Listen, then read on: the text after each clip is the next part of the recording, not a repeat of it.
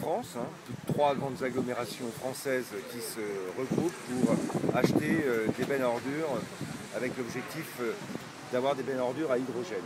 C'est la première fois, je crois, hein, que ça se fait. Et l'objectif, c'est de créer une dynamique qui puisse être ouverte à d'autres d'ailleurs métropoles qui le souhaiteront. Et on en discutait ce midi, on sait qu'il y a un certain nombre de nos collègues qui commencent à être intéressés. L'objectif, c'est de pouvoir acheter ensemble pour faire baisser les coûts d'achat des unités que nous achetons et surtout susciter par la demande eh bien, une offre et une production, en particulier nationale, et sur les bennes à ordures hydrogène, sur les bus d'ailleurs de la même manière, parce qu'on croit, et ça a été rappelé, beaucoup à l'hydrogène pour les mobilités de demain, pour permettre à la fois d'avoir de la facilité, de la fluidité et en même temps d'être bien sûr dans zéro émission de gaz à effet de serre si on est capable de produire de l'hydrogène vert. Donc derrière chacune des collectivités va avoir des stratégies de production d'hydrogène vert. Pour le Mans, on a trois grands objectifs.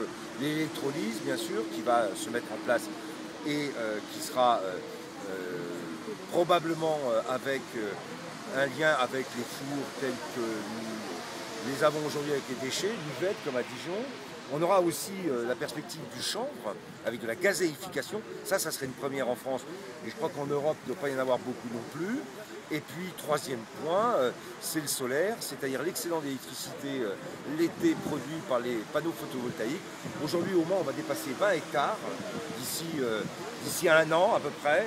Et donc, à partir de là, on va pouvoir réfléchir à la manière dont on va pouvoir gérer et collecter l'excédent électrique qui sera produit par ces panneaux photovoltaïques pour le stocker en faisant de l'électrolyse et donc de l'hydrogène. Voilà. Combien d'investissements pour ces bennes? Pour ces bennes, pour l'instant, si on les compte brutes comme ça, on est autour, si je compte à 500 000 €, on fera 3 millions hein, sur les 2 ans qui viennent. Alors Dijon va en commander une vingtaine sur 5 ans, donc c'est beaucoup plus. Et Angers, mais ça Christophe Béchu vous dira, ils commencent avec 3 bennes et puis ils vont tester. Voilà. Et donc l'objectif, c'est que si je suis à entre 500 et 600 000 € aujourd'hui la benne, c'est de faire en sorte qu'avec un appel commun, groupé, à plus de 30 bennes déjà aujourd'hui, eh bien ceux qui vont répondre vont pouvoir faire baisser les prix. Voilà, vous avez dit d'autres. Nous, on va faire 2 fois 3, 6. Dans les 2 ans, toutes les bennes qu'on renouvelle aujourd'hui, on va les renouveler à l'hydrogène. C'est ça qu'on fait, parce qu'en fait, on renouvelle 3 bennes par an.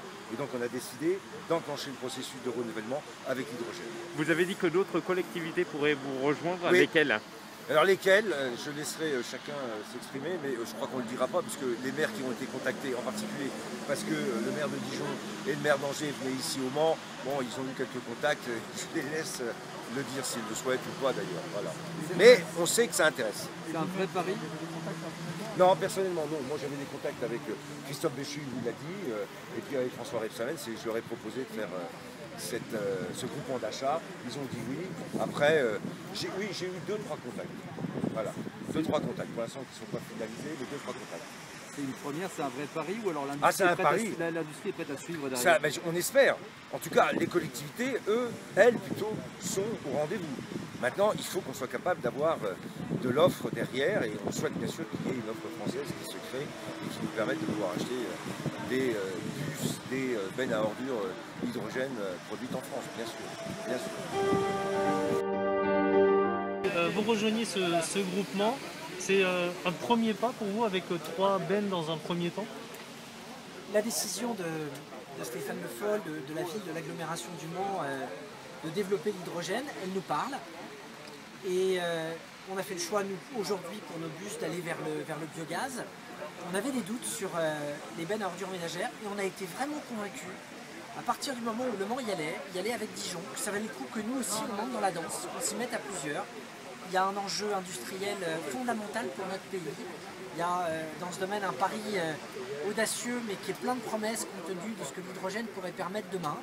Et donc on a décidé de franchir le pas, un premier pas avec 3 bennes à ordures ménagères dans les années qui viennent, mais qui pourraient être complétés si ces premiers pas sont prometteurs. Et on est enthousiaste de cette démarche qui consiste à lutter contre le réchauffement climatique, non pas de manière dogmatique, mais de manière vraiment pratique, en améliorant le service qu'on va demain pouvoir rendre à la population, en permettant de créer des emplois en local, ce qui est aussi l'objectif et l'ambition, et puis en évitant de dépenser trop d'argent, parce que l'intérêt de ce groupement, c'est que ça va permettre de baisser les coûts et donc de pouvoir demain conserver de l'argent pour rendre d'autres services à la population.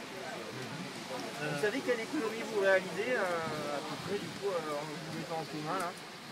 On estime que souvent le surcoût pour une benne à ordures ménagères peut atteindre les 200 000 € à l'unité.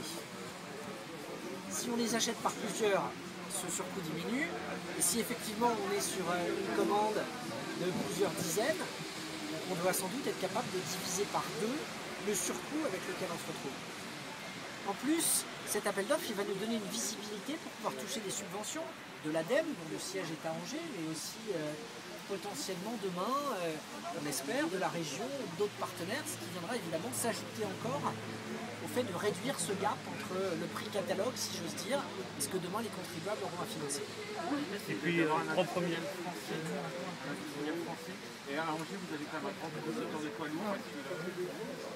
Alors, on a effectivement une usine Scania avec plus de 1000 personnes là-bas qui assemblent un certain nombre de poids lourds et avec une expertise de ce constructeur, en particulier dans les bus biogaz. Si demain il y a une capacité à développer une filière hydrogène, ça passera aussi par de la commande publique. Donc, ce qu'on fait aujourd'hui, c'est bon pour le climat, c'est bon pour nos concitoyens et pour la qualité de l'air, mais on espère aussi que ce sera bon pour nos bassins d'emploi.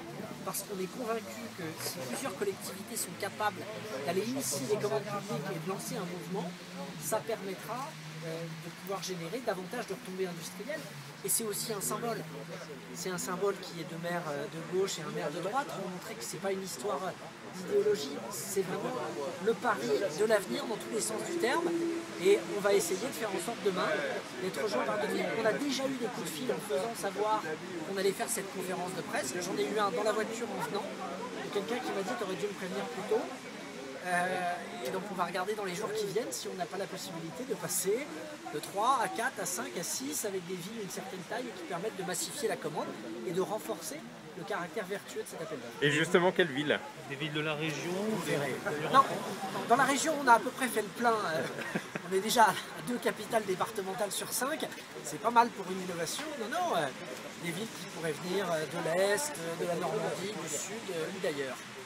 Et comment vous allez faire pour vous approvisionner en hydrogène, sachant que pour l'instant, sur le territoire angevin, c'est pas présent la production d'hydrogène? Exactement comme a fait le Mans. Ils ont commencé par avoir des véhicules sans avoir d'électrolyseurs en s'appuyant sur la capacité ici de l'Automobile Club de l'Ouest et de Total. Demain, dans un premier temps, on s'appuiera sur une filière d'approvisionnement qui existe, en achetant de l'hydrogène auprès de la Vendée qui en produit, et pourquoi pas demain de l'agglomération du Mans si sa capacité de production excède ses besoins. Mais si l'essai est prometteur, la question qu'on se posera, c'est évidemment d'être capable d'en produire. On n'est pas plus bête que les autres, on devrait être capable d'y arriver compte tenu de ce que cette technologie requiert. Il faut juste la taille critique pour justifier d'avoir la capacité de production locale. À 3 bennes, on ne l'a pas. Mais si c'est prometteur, ce sont potentiellement des dizaines d'autres véhicules dont on pourrait faire évoluer la motorisation. Pourquoi s'être associé avec Le Mans et aussi Dijon, alors même qu'il y a de la production d'hydrogène en Vendée? Pourquoi pas pousser vos collègues régionaux à entrer dans cette voie? Parce que vous posez 2 questions différentes. La question de l'approvisionnement, la question de la commande de véhicules pour remplir un service public. La Vendée ne fabrique pas des bennes à ordures ménagères. Nous, collectivités, on a l'obligation de faire un appel d'offres quand on veut équiper nos collaborateurs de service public de véhicules. Et cet appel d'offres, je ne peux le passer qu'avec d'autres collectivités. Le fait que Stéphane Le Foll ait pris la décision de lancer un appel d'offres et de l'ouvrir à 2 villes, on a sauté sur l'occasion en se disant que c'est une super occasion d'y aller à plusieurs pour effectivement diminuer les coûts d'acquisition. La question de la filière vendéenne, c'est la question de l'approvisionnement de l'hydrogène que vous mettez dans les véhicules. Et encore une fois, je prends les sujets les uns après les autres. Je n'achète pas d'hydrogène quand j'ai pas de véhicule, mais j'achète des véhicules avec d'autres. Donc l'objectif, nous, c'est le renouvellement complet de toute notre flotte de bus, 100 bus, 65 d'ici la fin du mandat, c'est-à-dire 2026, et puis 22 bennes à ordures ménagères, parce qu'on a la chance de produire de l'hydrogène. Et donc, on profite de cette production d'hydrogène pour se regrouper avec d'autres collectivités, amis, partenaires. Pour le moment, Le Mans et Angers. Puis demain, je suis sûr d'autres, pour créer un mouvement des collectivités de lutte contre le réchauffement climatique, de qualité de l'air, et de la création d'une filière industrielle autour de l'hydrogène. Donc on est pionnier souvent sur les innovations à Dijon, et donc je pense qu'on le sera encore, mais on ne peut pas être seul, c'est ce que je disais à Stéphane Le Foll et à Christophe Béchu, et très heureux qu'on soit ensemble aujourd'hui, c'est pour ça que j'ai fait le déplacement. Ce qu'il faut aujourd'hui, c'est trouver un industriel français qui pourrait fabriquer ces bennes à ordures notamment. Il y a, dans le premier appel d'offres que nous avons lancé, il y a un industriel français qui est en compétition, c'est un appel d'offres, donc on verra qui dépouille les offres, mais je souhaite qu'on crée ainsi une appétence, une filière, par exemple les bus qui sont produits ici, que l'on voit ici, viennent de la ville d'Albi, donc c'est une production française, donc il n'y a pas de raison que l'industrie française soit en retard sur cette production, et c'est même très important parce qu'il va y avoir des mutations profondes dans le monde, j'allais dire de l'automobile au sens large. J'en parlais avec le président de la CE tout à l'heure. Est-ce que c'est rassurant pour vous de voir qu'aujourd'hui tous les partis sont concernés par ce réchauffement climatique? Oui, bien sûr. Enfin, on l'est tous les citoyens, tous les citoyens en sont conscients. Le problème, c'est de savoir par quel bout on le prend. Est-ce qu'on le prend par des mesures qui font le buzz et qui ne représentent pas grand-chose forcément dans la lutte contre le réchauffement climatique? J'espère, bien sûr, faire baisser essentiellement de manière importante le prix des bennes à ordures ménagères et des bus, puisque je le rappelle, aujourd'hui en Europe, il n'y a qu'une ville en Europe qui a tout son réseau de bus à l'hydrogène. C'est la ville de Cologne en Allemagne. Et donc, mais ce n'est pas de l'hydrogène vert. Nous, c'est de l'hydrogène vert qu'on veut en plus. Donc, si on arrive à ramener le prix progressivement à 40% au-dessus et qu'on a 40% de subvention pour lancer la filière, on sera très heureux. Donc j'ai dit les écarts que ça a constitué aujourd'hui. Aujourd'hui, je vous dis, par exemple pour la ville, pour 22 bennes, on a inscrit 21 millions d'euros, et pour 62 bus d'ici, 65 bus d'ici 2026, on a inscrit 51 millions d'euros. Donc ça donne une idée. Il y a des subventions à la clé de l'ADEME. Merci à l'ADEME de nous aider. L'Europe nous accompagne aussi. J'ai obtenu les subventions de l'Europe. Mais il faut aller encore plus loin parce que c'est la création indispensable d'une filière industrielle qui devrait permettre une forme d'indépendance énergétique pour notre pays. Vous dites plus loin, c'est-à-dire qu'il faut aller jusqu'où? Moi, j'y crois. Hein. Si je ne croyais pas à ça, je n'aurais pas pris le pari de lancer ma collectivité sur ce projet. Vous dites qu'il y a des villes qui peuvent vous rejoindre, mais c'est quoi la date limite? Il y a un moment où il va falloir arrêter, j'imagine, une date. Oui, mais il y en a quelques-uns qui disent on va regarder qui essuie les plâtres, on va dire des choses comme ça. Hein. C'est normal, mais nous, on n'essuiera pas les plâtres, mais on s'est lancé, on sera les premiers et on en profitera. En tous les cas, les citoyens en profiteront. D'accord. Et la fin de l'appel d'offres, là, c'est fixé au... Vous avez la date en tête? Maintenant, on attend les réponses à l'appel d'offres. D'accord. Merci.